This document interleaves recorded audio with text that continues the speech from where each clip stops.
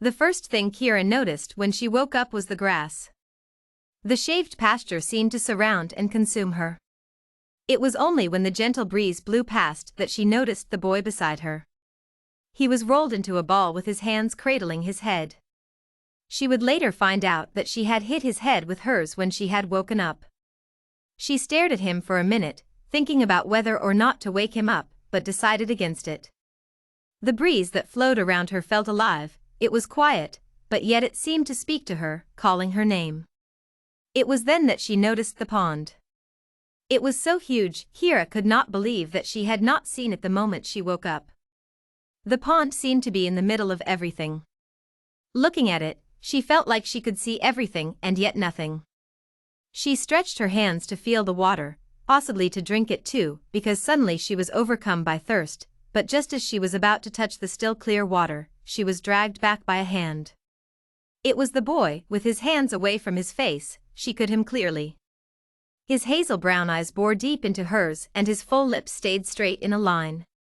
His stare seemed to be warning her, but he said nothing.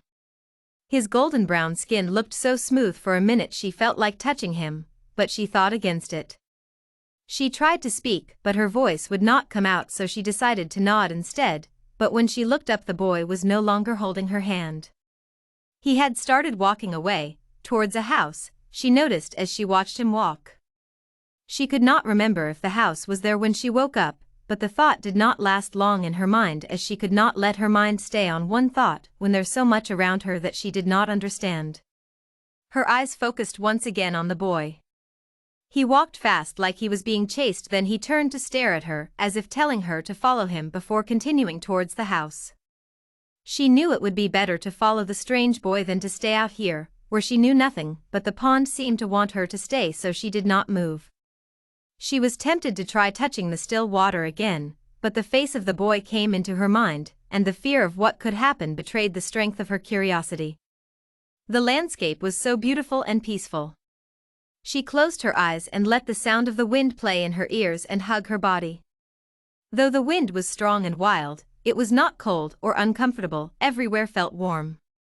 She opened her eyes to find the sun that she was sure she could feel, but saw no sun. This place was bright even without the sun, she thought as she laid on the grass and looked at the empty sky. A plain blue color. No clouds, no sun, no birds. As the water in the giant pond, the sky was still. She stayed by the pond until she noticed a sudden change in the sensation of the wind. Get up, get up. Go in, go in. The wind seemed to scream. At that moment, she remembered when her grandma would say to her, "A word is enough for the wise." She turned in the direction the boy had gone earlier, searching for the house. When she finally saw it, it seemed to be fading slowly. She quickly got up and ran towards the house. She had not realized till she stood that she had no shoes on, and as the kind wind grew harsher, the smooth grass grew spiky, and by the time she got into the makeshift house, her feet were bleeding. She stood with her back against the door, took a deep breath, then fell to the floor exhausted. She looked at her feet and noticed the blood. "Ow," she said, shocked by her voice. She had believed and accepted that her voice was gone for good when she tried to speak earlier, but could not. "I tried to tell you to come in sooner," a voice said, as the owner of the voice walked towards her with some cotton wool and a bottle of clear liquid. The bottle had no label, so she could not tell what it was, but she had a feeling it would bring her pain. "Who are you?" She spoke. "My name is Tund. Who are you?" Tund said, a soft grin on his face revealing his dimples. "I am Kira. Where are we?" she said, strangely comfortable now that she knew his name. "We are in the land of the lost," Tund said as he gently took one of her legs and placed it on his lap. Kira watched him, surprised by how safe she felt with a boy she had just met. "The land of the lost? Is that a real place?" she asked, almost laughing at his answer. "Yes, it is. It is for people like you who have been cursed to spend their days alone and in pain." "Cursed?" she shouted, half from shock, half from the pain of the clear liquid Tund was using to clean her wound. "Yes, cursed. Most people believe curses do not exist. They do not believe the power of their words and the strength that it carries, so they curse others in rage, in sadness, thinking it will not come to pass. Once cursed, most people are trapped in their minds fighting the curse, even if they may carry on in the real world as though they are normal. But the worst of the curses make you ill, sick, or sends you away completely. Like you. So, what happens to me in the real world? Right now, you are in a coma, and you remain like that till you leave here. Who cursed me? Someone who loves you. That makes no sense, Kira said. Humans in rage do the worst things, he said, a sad expression on his face. But luckily for you, the person who cursed is in deep pain, filled with regret. The time to leave will be right tomorrow. Tonight you rest, Tun said as he pulled her bandaged wrapped legs down from his lap and moved toward what appeared to be a makeshift bedroom. Tomorrow? How long have I been here? You have been here for a day in this world. What about the real world? In the real world, Kira Oloa had been in a coma for 10 days, he said, staring at her.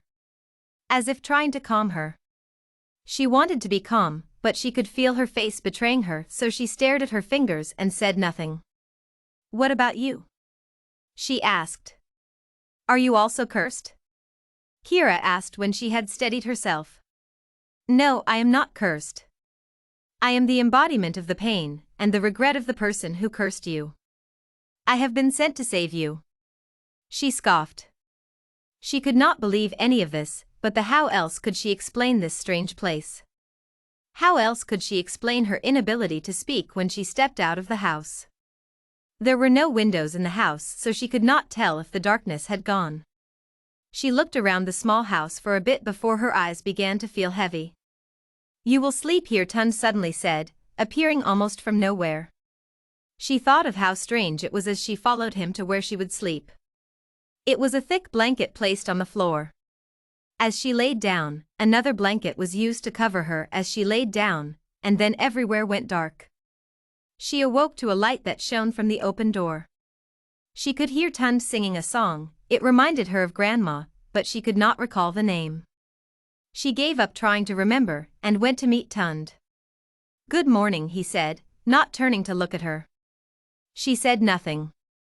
He got up and began walking. She followed. Deep in thought, Kira had not realized that they had stopped walking. When she came to, they were at the pond. Kira cast a questioning look at Tund. The pond is neither bad nor good, Tund explained. It is different from the other things on the island. It can save you, but it can also destroy you if the timing is not right, he said, and stared at the pond. He said something under his breath, but Kira could not hear it. Then he turned to look at her. She stared at Tund. The fear of the pond, the fear of the grass, evident in her eyes. Tund nodded at her.